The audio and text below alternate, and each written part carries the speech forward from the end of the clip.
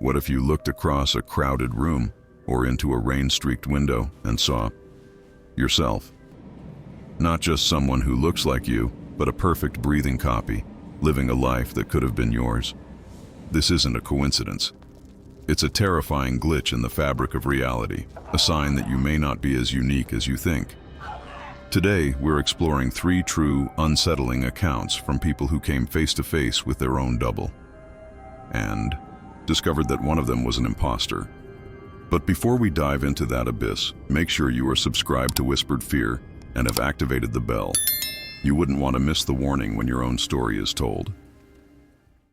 Which one is you?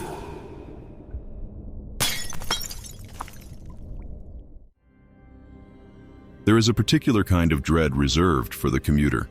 The endless repetition of the journey, the same stations, the same faces, the same rhythmic clatter of wheels on steel. It can lull the mind into a state where reality itself begins to feel thin, fragile. For Arthur, a 42-year-old accountant, this nightly journey was the suture that stitched his 2 lives together. The sterile, fluorescent world of spreadsheets and deadlines, and the warm, quiet world of his suburban home. He had made this same trip on the 10:42 p.m. train, 5 nights a week for 12 years. He knew its sounds, its smells, its ghosts. But on a rainy Tuesday in November, he would meet a new one. The train car was mostly empty, as it always was at that hour. A handful of weary travelers were scattered among the seats, each lost in their own world, a book, a phone, the hypnotic darkness outside the rain-streaked windows. Arthur sat in his usual spot, the second seat from the rear on the left side, his worn leather briefcase resting on his lap. He wasn't reading. He was just watching the rain trace chaotic paths down the glass, his mind a numb landscape of numbers and fatigue. The train pulled into the Linwood station with a familiar sigh of brakes. The doors slid open, admitting a gust of cold, damp air. No one got off. One person got on. Arthur didn't look up at first, just registered the soft thud of footsteps on the rubber floor. The doors slid shut and the train began to move again, resuming its rhythmic lullaby. It was only when he shifted his gaze, looking at the reflection of his own tired face in the dark window, that he saw it. In the seat directly across the aisle from him, a man was now sitting where there had been no one before, and the man was him. It wasn't a resemblance. It wasn't a striking similarity. It was absolute. The same thinning brown hair, damp from the rain, the same gray wool overcoat, with the same small dark coffee stain on the left lapel from a mishap that very morning. The same weary slump of the shoulders, the same worn leather briefcase held in the same manner, with the same nervous habit of tapping a single finger against the brass latch. Arthur's breath caught in his throat. His first thought was a flare of pure, logical denial. I'm exhausted. I'm seeing things. It's a trick of the light, a reflection distorted by the rain on the glass. He blinked hard, expecting the illusion to shatter. It didn't. The man, the other him, remained, perfectly still, his head tilted slightly downward, as if studying the floor. He forced himself to look away, to focus on the details of his own car. The worn fabric of the seat, the scuff on his, shoe, the weight of the briefcase on his lap. He took a slow, deliberate breath. Then another. Okay, Arthur, you're overtired. You've been working 60-hour weeks. This is what happens. He decided to test it. A small, controlled movement. He slowly, consciously, lifted his left hand and scratched a phantom itch behind his ear. Across the aisle, the other man's left hand rose in perfect, horrifying synchrony and scratched the exact same spot. The air left Arthur's lungs in a silent rush. This wasn't a hallucination. A hallucination wouldn't know the specific, absent-minded gesture he had just made. Panic, cold and sharp, began to needle its way up his spine. He stared at the man, truly stared this time, searching for a flaw, an imperfection, anything to prove this wasn't real. There was none. The man wore the same tired expression, the same faint lines of worry etched around his eyes. It was like looking into a mirror that showed not just his reflection, but the very weight of his soul. He had to get off. The next stop, Fairfield, was in 7 minutes. He could stand up, walk to the door, and leave this nightmare behind on the tracks. But a horrifying magnetic curiosity held him in his seat. It was a morbid fascination, the same impulse that makes you slow down to look at a car wreck. He had to know what this thing was. He had to understand. It was a decision that would unravel the very fabric of his existence. He decided on another test, this one more subtle. He had a nervous habit, a tic he'd had since childhood.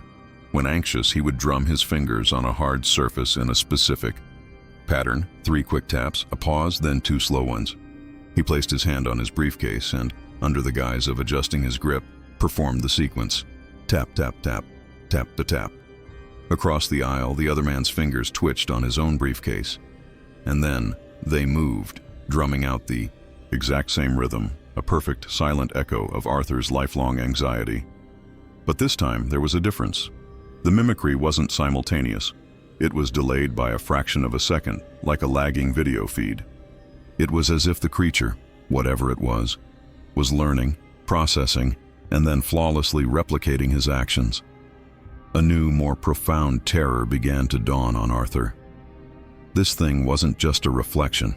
It was an observer, a student, and it was studying him.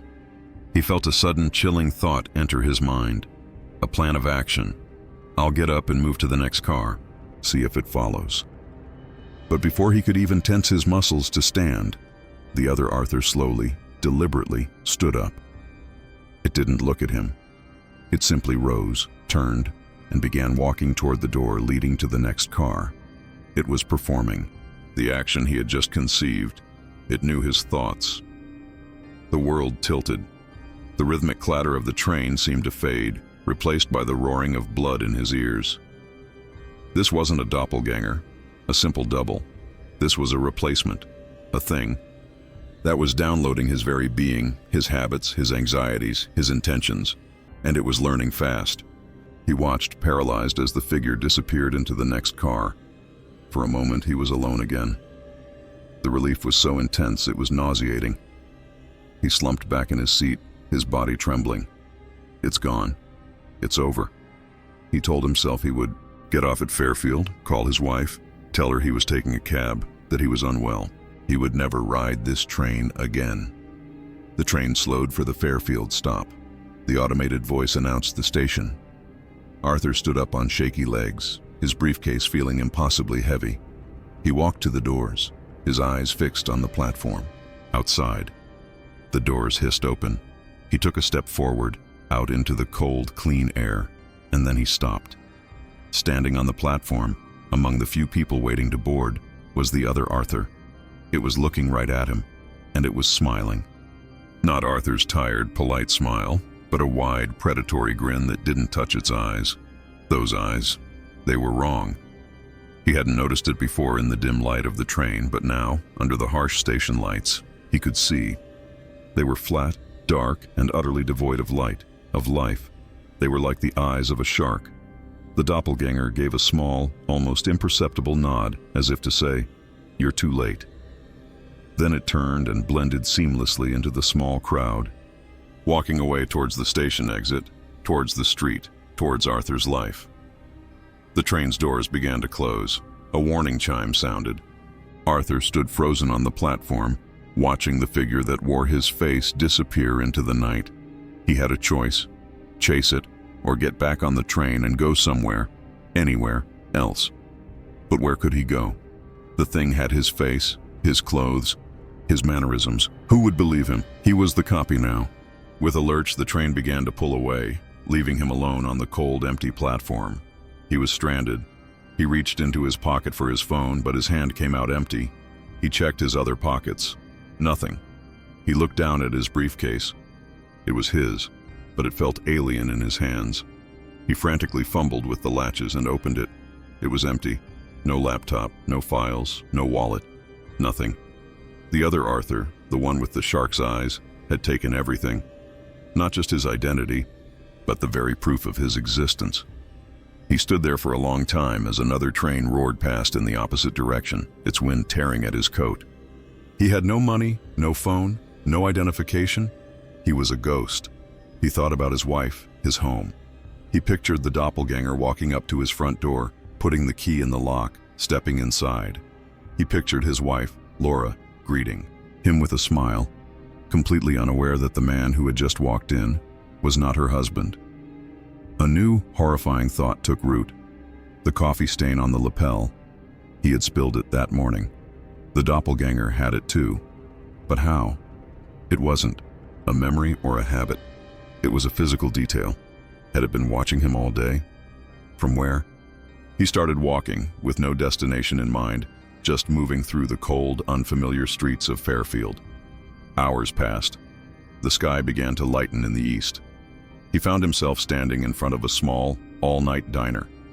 Through the window, he could see people drinking coffee, reading papers, a normal world that he was no longer a part of. He saw his reflection in the diner's dark glass. It was his face, but it looked wrong. The eyes were filled with a terror he had never known. He looked like a stranger. Then he saw something that made his heart stop for the second time that night. In the reflection, standing just behind his own shoulder, was the faint smiling image of the doppelganger, its shark-like eyes boring into him. He spun around. The street was empty. He looked back at the reflection. The doppelganger was still there, and it slowly raised a hand, not to wave, but to point. It was pointing at Arthur's own chest. Arthur looked down. The small, dark coffee stain on his lapel, the one that had been there all day, was gone. His coat was pristine. He looked back at the reflection. The doppelganger's grin widened, and on its coat, the coffee stain was dark and prominent. It hadn't just copied him. It had exchanged places with him. It had taken the real, flawed, coffee-stained version of his life and left him with a clean, empty copy. He was the echo. He was the ghost on the platform. And the man who was now walking into his home, into his life, was the original. He was the one who was real. The whisper he'd heard on the train wasn't a threat. It was a final, mocking farewell from the man who had just stolen his soul. Smile for me.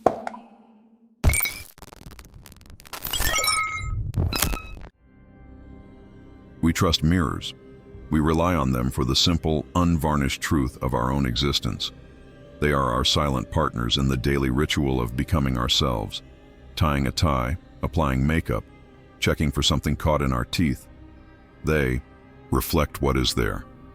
Nothing more, nothing less. But our next story comes from a woman named Clara, who learned that sometimes a mirror doesn't just reflect. Sometimes it watches, and sometimes it decides to show you a truth you were never meant to see. Clara had just moved into her first solo apartment. It was in one of those old pre-war brick buildings with character, which was a polite way of saying it had creaky floors, drafty windows, and plumbing that groaned like a dying man. But it was hers. After years of roommates, it was a sanctuary of solitude. The bathroom was the most peculiar room in the apartment. It was small, with cracked hexagonal tiles on the floor and an old, heavy porcelain tub.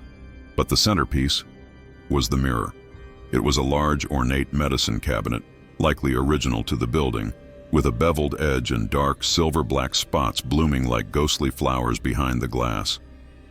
It wasn't a perfect reflection.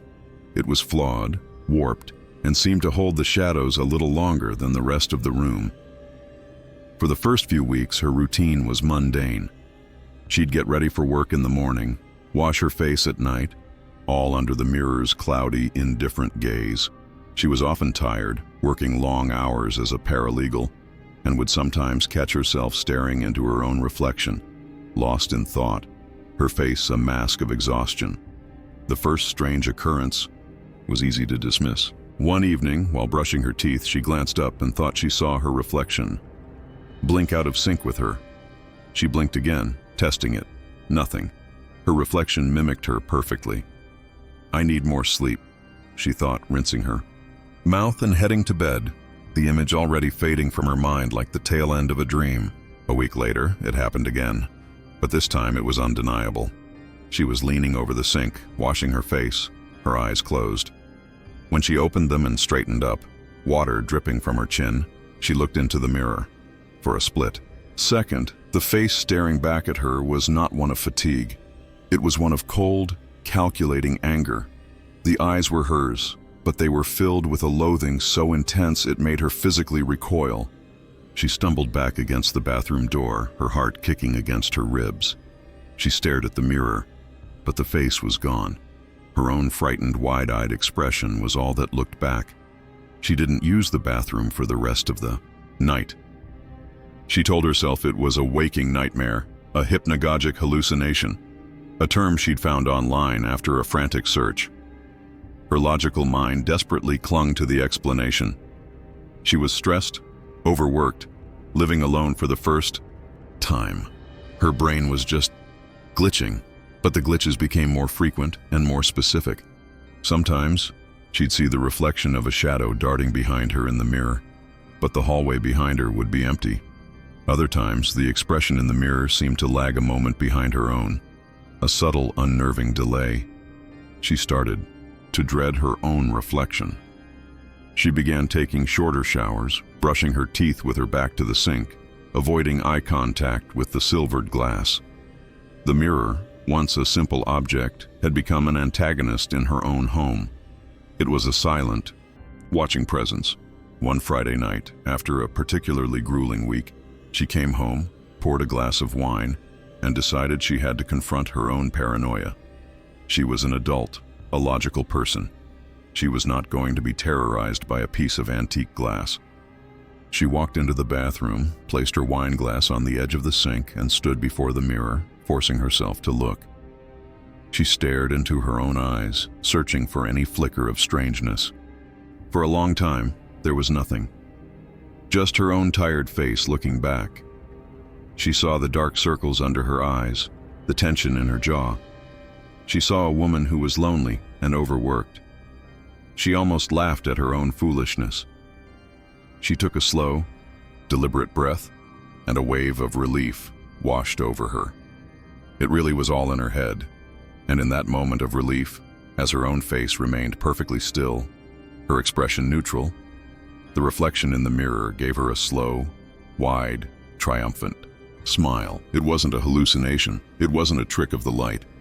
The muscles around the reflection's mouth moved, the corners of its lips pulling up, its teeth showing, but her own face remained a mask of frozen horror. The smile in the mirror was predatory. It was the grin of something that had finally won, a long, silent game. Clara didn't scream. The sound was trapped in her throat, a choked, silent knot of terror. She couldn't look away. The smiling reflection held her gaze, its eyes, her eyes, now sparkling with a terrifying, alien intelligence. It was mocking her. It had been toying with her all along, waiting for her to let her guard down. She backed away slowly, her hand outstretched behind her, fumbling for the doorknob. She never broke eye contact with the thing in the mirror. As she reached the door, the reflection's smile faded, and it slowly, deliberately, raised one hand and waved a small, mocking goodbye. Clara fled. She ran out of the bathroom, out of the apartment, and down the 3 flights of stairs to the street, not stopping until she was standing under the cold, orange glow of a streetlight, gasping for air. She stayed at a friend's house. That night, unable to form the words to explain what had happened. How do you tell someone that your own reflection has a mind of its own? The next day, she went back, armed with a hammer and a thick blanket. She was going to smash it. She was going to destroy the thing that wore her face. She entered the apartment, her heart pounding. The bathroom door was closed. She pushed it open. The mirror was gone. The wall where the ornate medicine cabinet had been was now just plaster and old, peeling wallpaper. There was no hole, no sign it had ever been removed. It was as if it had never been there at all. The hexagonal tiles on the floor went all the way to the wall, unbroken. Clara stood there, her mind refusing to comprehend. Had she imagined it all? Was she having a breakdown? She ran her hands over the smooth, cool plaster. There was no outline, no seam, nothing. She spent the rest of the day in a daze, questioning her own sanity. Maybe the stress had finally broken her. Maybe she needed help. Defeated, she decided to take a long, hot shower, hoping the steam would clear her head. She stepped into the old porcelain tub and turned on the water.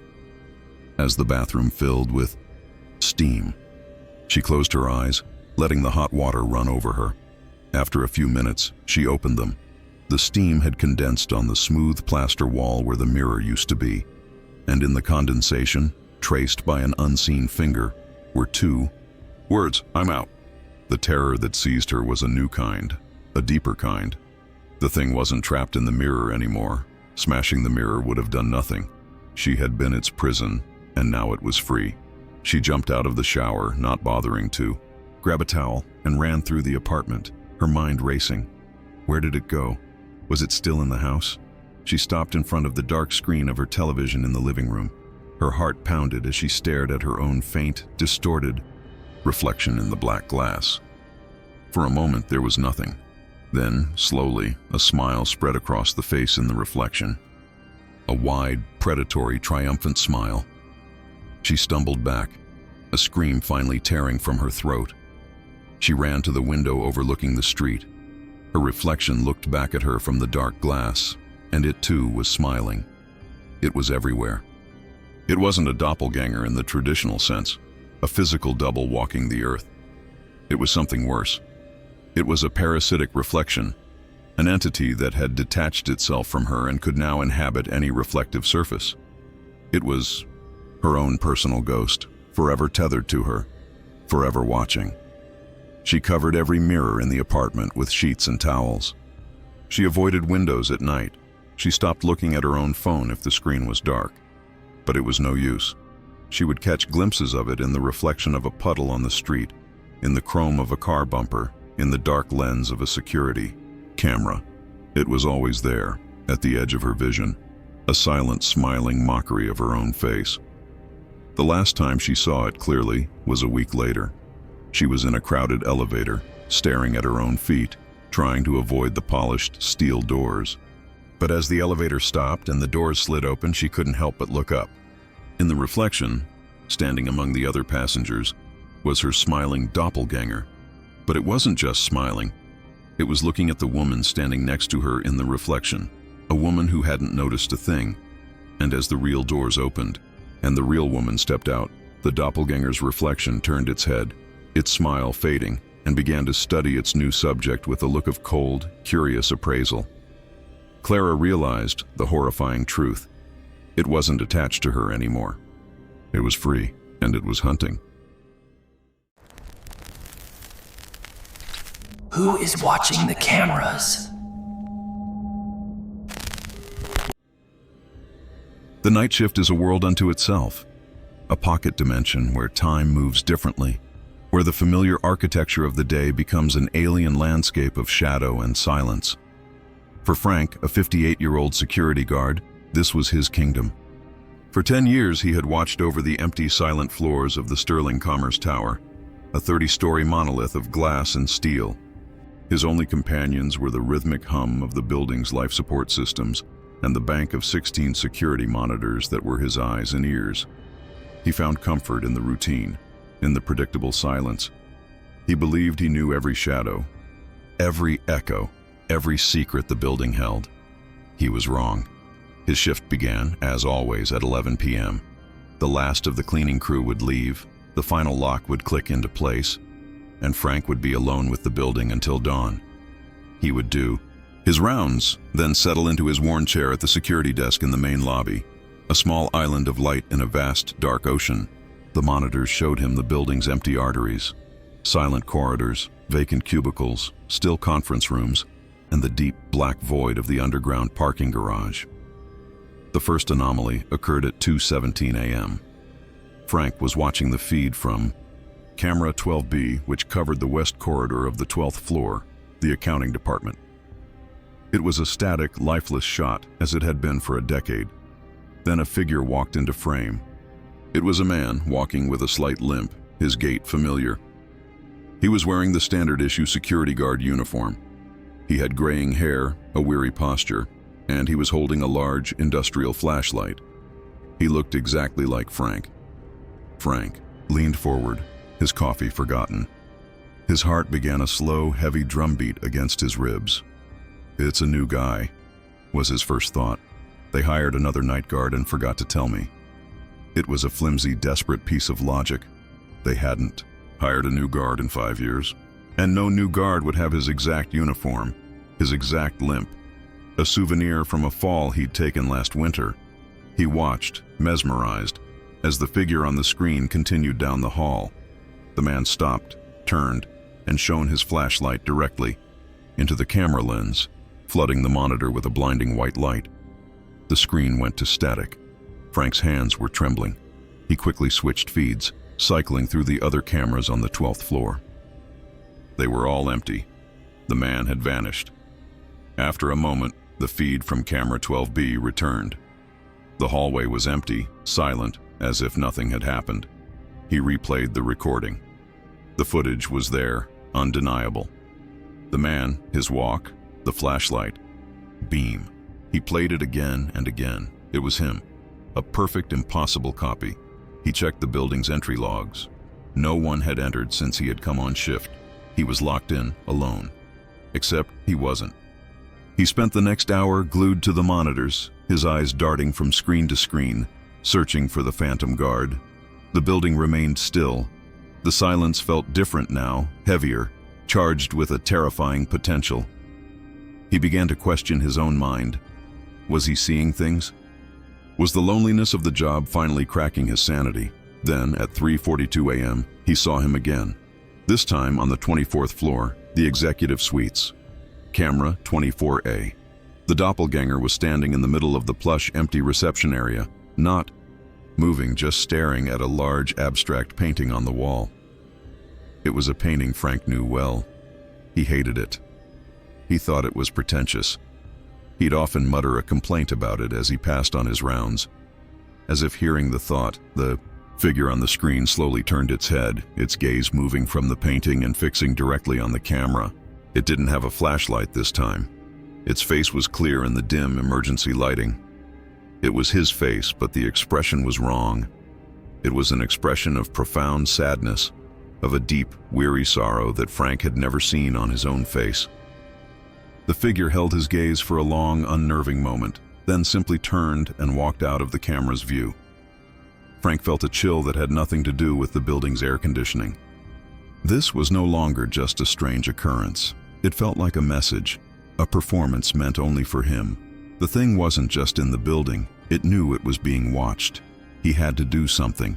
He couldn't just sit here and watch this ghost of himself wander the halls. Protocol dictated he stay at his post and call for backup. But who would he call? What would he say? That he was seeing himself on the security monitors. They would think he was drunk or crazy. No, he had to handle this himself. He had to confront it. He locked the security desk, grabbed his heavy flashlight, and stepped out into the vast, silent lobby. The marble floor amplified the sound of his own footsteps, making him feel clumsy and loud. He took the elevator to the 24th floor. The ride up was the longest of his life. The small, mirrored car showing him his own pale, frightened face from a dozen different angles. The elevator doors opened onto the silent executive floor. The air was still, cold. "Hello?" he called out, his voice sounding small and thin in the large space. "Is anyone here?" Only silence answered. He walked through the reception area, his flashlight beam cutting through the darkness. The painting was there, just as it was on the monitor. The floor was empty. He checked the offices, the conference rooms. Nothing. The man was gone. He returned to the lobby, his sense of unease now mixed with a frustrating confusion. He sat back down at his desk, his eyes scanning the monitors. And then he saw it. On the monitor for the main lobby, camera 1A, the one pointed directly at his own desk, he saw the back of a security guard sitting in his chair.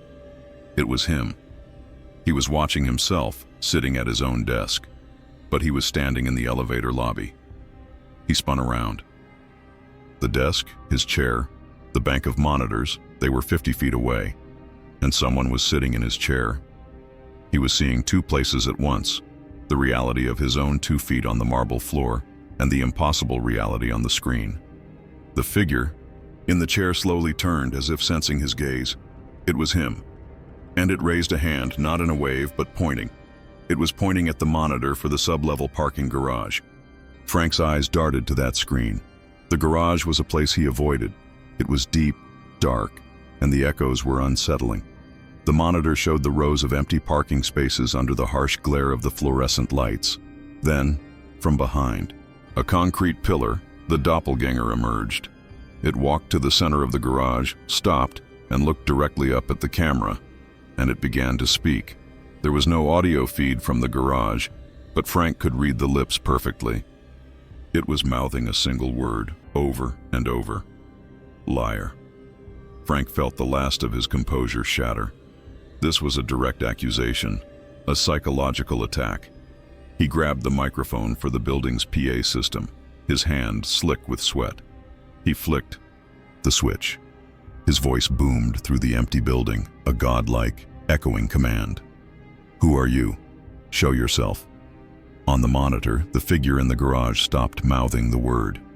It looked up, a slow, sad smile spreading across its face. It raised its hand and pointed again, not at the camera, but upwards, towards the ceiling, towards the floors above. Then, on every single monitor, every camera feed from every floor, the lights began to shut off one by one. The 24th floor went dark, the 12th floor, the 8th. A wave of darkness was cascading down the building, plunging, each floor into absolute blackness, a systematic execution of the building's light grid. It was coming for him. The last lights to go were the ones in the main lobby. As the final fluorescent tube flickered and died, Frank was left in total darkness, with only the ghostly glow of the 16 security monitors illuminating his terrified face. And on each of the 16 screens, the same image appeared. The face of his doppelganger, lit from below, its sad eyes staring directly at him, a chorus of silent judgment. He knew then that he couldn't hide behind the desk anymore. He had to face it. He walked out into the center of the lobby, his flashlight beam cutting a nervous path through the gloom. "All right," he shouted, his voice cracking. "I'm here. What do you want?" A sound came from the far end of the lobby, the soft, rhythmic squeak of rubber soles on polished marble. A figure emerged from the shadows, walking towards him. It was the doppelganger. It stopped about 20 feet away, its face half hidden in shadow. "I want to know why," the doppelganger said. Its voice was his own, but filled with a decade of exhaustion and confusion he had never allowed himself to feel. "Why what?" Frank stammered, his flashlight beam trembling. "Why you keep coming back," the figure said, taking another step closer. "I'm the one who works here. I'm Frank. I have a wife, a home. I come here every night. But you're here too. A ghost, an echo. You sit at my desk, you walk my halls, you think my thoughts, but you're not real." Frank's mind buckled. The world tilted on its axis. The man standing before him wasn't the doppelganger. He wasn't the copy. He was the original. "No," Frank whispered, the flashlight slipping from his grasp and clattering to the floor. "That's not true. I'm Frank." The real Frank shook his head, his expression one of deep pity. "Every night I come to work, and every night I have to hunt for you. My own ghost. The building, it's old. It remembers things. I think it remembers me so well. It made another one. A copy. That's you." Frank looked down at his own hands. They seemed translucent in the dim light. He felt a profound emptiness, a hollowness where his memories should be. He tried to picture his wife's face, but the image was a blur. He tried to remember the drive to work, but there was nothing. His existence began and ended at the doors of this building. "It's time to go," the real Frank said, his voice gentle now. "The sun is coming up. Your time is over." Frank looked towards the large glass doors of the lobby. The first faint light of dawn was painting the sky in shades of gray and pink. He felt himself growing lighter, more transparent. The solid marble floor beneath his feet began to feel distant. The building was letting him go. He looked back at the man who wore his face, the man whose life he had been unknowingly haunting. The real Frank wasn't angry. He just looked tired, so incredibly tired. As the first rays of direct sunlight struck the lobby floor, Frank felt himself dissolve. The whisper he had been hearing all night wasn't a threat. It was his own fading consciousness, a ghost finally being laid to rest. His last thought was not one of terror, but of a strange, quiet peace. The shift was finally over. A phantom on a train who stole a life, a parasitic reflection set free, and a security guard forced to confront his own ghostly echo. 3 stories where seeing double meant the end of a singular reality. It makes you wonder, if you met your doppelganger, which one of you would walk away? If you survived until the end, prove you're the real one by subscribing to Whispered Fear, leaving a like, and sharing this video. Every interaction helps us pull more of these dark truths out of the shadows.